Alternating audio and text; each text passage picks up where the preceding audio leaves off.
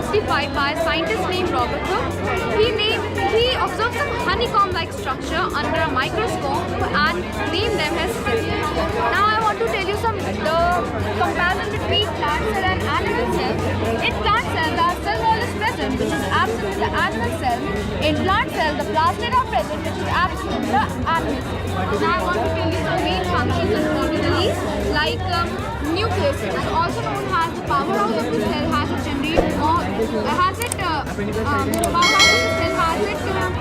makes the cellular activities. Mitochondria, it is also known as the powerhouse of the cell, has to generate all the energy of the cell. Vacuole, it helps in the disposal of waste in the cell. This is petiole, which extend in leaf, has a midrib, and from midrib start emerging vein, which help in the transportation of water and minerals. And this is the margin of the leaf. So the main function of leaf is to perform photosynthesis, exchange of gases, and transpiration. As we all know that pollution is the serious issue we are facing nowadays. So to overcome this issue, we can use biofuel, which is cheaper and it is renewable. First of all, we will take our algae from our marine waters and then we will transfer them to fresh waters until it turns brown in color. Once it is brown, we will send them to dryers where it will be dried in the presence of sunlight. Then we will send them to our grinders, and after grinding we will send them to our boiling jars, which already contains hexane and caustic soda, which helps the algae to break down. At a certain temperature, the wall of cell of algae will break and the oil presented will come out. To get the oil in a pure form, we will send them to refiners and then to distillers. And with the help of oil tankers, we will send them for the utilization. It will be helped in diesel, biofuel like for transportation and for electricity purposes. Sir, neuron is the building block of our nervous system. As you can see in our nervous system chart, that neuron is a building block of the nervous system. The main function of the neuron is to transform messages to our brain. And also, this whole process is called the receptor also. In this, we can say about the dendrite and about the synapse also. Synapse is the joining point in which the dendrite of the one neuron attach with the axon of the another neuron. When they both meet with each other, they started transforming to the another neuron. The information gets in the another neuron, then it goes to the brain, and the brain started working on it. This whole process is called receptor, and because of the neuron only, we can sense things. For example, if we will touch a hottest pan, so we can sense it that it is hot. But if the neuron will stop working, so we can't sense that it is hot or cold. That is the main thing of the neuron present. The working model of lungs. When you inhale air from nostril, so this is nostril, it goes to nasal cavity, then it goes to pharynx, then goes to larynx. Larynx is our voice box, sir. Then it goes to trachea, trachea is a windpipe. Then it is divided into two main parts called bronchi. Bronchi then divided into a small tube called bronchioles. Bronchioles then lead to a small sac-like structure called alveoli. Alveoli is the place where actual replacement of gases takes place. When oxygen is inhaled, it enters through a bloodstream, and carbon dioxide, a waste product, is exhaled by the same passage. Here I am my project based on excretory system. As we know, excretory system is the most important system present in the human being. Excretory system consists of a pair of kidneys, two ureters, a urinary bladder, and a urethra. Kidneys. The most important function of kidneys is to filter blood and remove waste such as urea. If the contamination of urea takes place, then the person will soon die. Ureters. Ureters are long narrow tubes which run from the kidney to the urinary bladder, which carry urine in them. If the contamination of calcium and other toxic waste takes place, then kidney stones are formed. Kidney stones are actually formed in the kidney, but they eventually roll down to the ureter and thus blocking the passage of urine. Urinary bladder. Urinary bladder is a muscular bag present at the lower abdomen which temporarily stores the urine till the time we feel the urge to go to the washroom. The opening of the urinary bladder has sphincter muscles present in them. Some people suffer from weak sphincter muscle disease.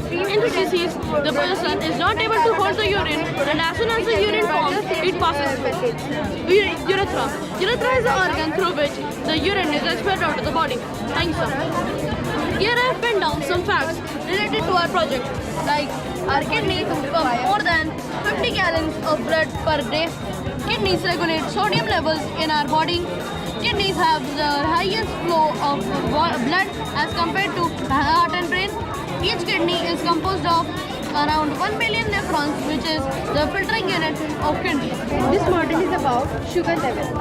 When we drink Coca-Cola, this much of sugar is going inside our body, which is harmful for us. It is not required for our body. Our body requires only little amount of sugar. But because of these drinks, more sugar is going inside our body. Then sugar goes inside our body.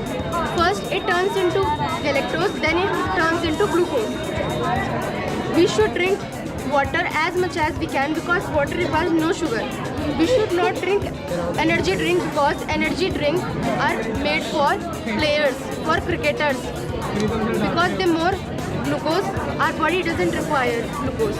Here we have built a model of digestive system. So first of all, as we all know, that digestion starts and occurs takes place in the buccal cavity. In the buccal cavity, salivary amylase or saliva is present. The function of saliva is that it converts the starch present in the food into maltose, which is a sweet sugar. Example of it can be seen, for example, if you take rice, keep chewing it for a few minutes. Then afterwards, if you taste it, it will taste sweet. Why? Because the saliva present in the buccal cavity, which is the space in our mouth, has digested the starch present in the rice into maltose, which is sweet sugar. Then afterwards, from the buccal cavity, the food goes into the stomach with the help of esophagus. In the esophagus, there's a rhythmic movement of muscles, which is also called peristalsis. And with the help of that movement, the food is pushed down into the stomach. And where the esophagus and stomach meet, there's a sphincter or a valve present, which is called cardiac sphincter. It is also called gastroesophageal sphincter. Why is it called cardiac sphincter? Because it's located close to the heart. And why is it called gastroesophageal sphincter? Gastro word from gastric juice in stomach, and esophageal word from esophagus. Gastroesophageal sphincter. What's the function of this sphincter, you might ask? The function of this sphincter is that, for example, if you eat food and after eating the food you start hanging upside down. Then if you start hanging upside down, then the food will get out of your mouth and you will be unable to liberate energy out of it. But if this sphincter is present, then it will prevent the backflow of the food from your stomach to your mouth. Unless in case of vomiting, when something unusual has entered in your body, where the brain sends messages to the stomach to contract and throw out that unusual substance forcefully. And at that time the cardiac sphincter is forcefully opened or overridden by the brain. Then in the middle portion of the stomach, various types of gastric glands are present. And in these gastric glands, they secrete gastric juice. In this gastric juice, various types of enzymes are present. These enzymes mostly comprise of pepsinogen and prorenin, but these are inactive. The gastric glands secrete HCl also, and its composition is not more than 0.3 to 0.4%. But this composition is enough. This composition is enough to kill all the harmful bacteria present in the stomach, and also which comes from the food, and also make those inactive enzymes active. Then, as the food is churned into the stomach, now most of the people think and they have a common doubt whether is the food digested in the stomach or is it digested in the small intestine. No, but it is actually the opposite. The food is churned in the stomach and digested mainly in the small intestine, because in small intestine only fats and lipids are absorbed, and in the small intestine all the types of carbohydrates, all the types of sugars, fructose, maltose, sucrose are absorbed. Then as the food is turned into the stomach, it goes down with the help of a pylori sphincter. You might think, what is the function of this pylori sphincter? As cardiac sphincter is already present. The function of cardiac sphincter is that it prevents the backflow of the food, and the function of pylori sphincter is that it prevents the food from reaching into the small intestine until and unless the food is completely churned. For example, if you swallow the food or if you chew and eat the food, then the food which we chew and eat will be easily digested rather than swallowing. Same function applies to here also. So the pylori sphincter opens after the food is completely churned into the stomach, then it goes into the duodenum part of the small intestine. Small intestine is divided into three parts. The upper portion is called duodenum, middle portion is called duodenum, middle portion is called jejunum, and the last portion is called ileum. In the duodenum, jejunum, and ileum, there are finger-like projections called villi, and the function of this villi is that they increase the surface area of the small intestine. Now you might think, what is the function of surface area and the digestive system? Function of area and digestive system is that if surface area increases, then the contact of food with small intestine increases, and the contact of food with small intestine increases. This means that the food can be, then the stomach can absorb the most nutrients that it can absorb from the food which has been intaken. Then after all the nutrients are absorbed from the small intestine, it reaches into the large intestine. In large intestine there are mainly 4 parts. First, where the small intestine meets the large intestine, which is called cecum. This ascending part, which is called ascending colon. Middle part, which is called transverse colon, and last part, which is called descending colon. The function of large intestine is that it mainly absorbs the water content present in the food. For example, if you eat cucumbers, if you eat watermelons, then the water content present in the cucumbers and watermelon will be absorbed by the large intestine. In the ascending colon and transverse colon part, to be specific, and in the descending colon only the phage and feces are present, which is excreted out of the body. Now you might ask, what is the function of pancreas? The function of pancreas is actually very important for our body, as it secretes insulin, and the function of insulin is that it maintains the blood sugar level of our body. So we have prepared a project on renewable energy resources. So basically renewable energy resources are those resources that are present in an endless supply, and they could be replenished as well as. For example, sun, wind, water. They are inexhaustible and are considered as the examples of renewable energy resources. Here you can see the biogas plant. This biogas plant, it is a renewable fuel which is prepared when organic matter such as animal waste and plant waste, they are decomposed or broken up by the microorganisms. This process can also be determined as anaerobic respiration, as it doesn't require any need of oxygen around it. Then you can see the solar panels over the house roofs and over the buildings. These solar panels trap the solar energy from the sun, which is used for various purposes such as for electricity and for the lighting purposes. Then you can see the windmills. These windmills are working because of the kinetic energy of water. That kinetic energy of water is being changed into mechanical energy, and those windmills are working. Then you can see the hydropower. This hydropower is basically generating through dams or diversion channels, which is just giving out electrical energy which is used in the powerhouse to charge the electrical cars. In this way we have prepared our whole project, and what is the purpose for preparing this project? The purpose for preparing this project is that nowadays non-renewable energy resources such as coal, diesel and petroleum, they are being utilized in a large amount. We have made a industrialized biogas plant. We have imagined our India absolutely pollution free using this biogas plant. First, the question arises, what exactly the biogas is? The biogas is a renewable source of energy that is produced when organic matter such as food and animal waste is broken down by microorganisms in the absence of oxygen. Now why am I calling it digital? Because all the control system which was earlier manual has been shifted to a digital mode. The function going on in the digester as well as in the gas chamber and the waste product tank can be controlled through the panels installed in front of the cylinders. There is also installed a big screen to show the readings of the cylinder. So now over here, this is our farmhouse. We have many farm animals including cows, hens and goats, whose excreta would fall on this conveyor belt and will be carried to the digester. The water will be supplied to the digester through this water pipe. Now, churning process takes place. After the slurry is produced, it is left to rot. After some time, the gas is produced and collected in the gas chamber through the gas pipeline and will be distributed to the urban area and rural areas through the distributor pipes. The residual left behind is then used as a fertilizer for agriculture and field work. It has a very good potential in future, and even our Prime Minister has promoted this by launching a scheme called Govardhan Farm.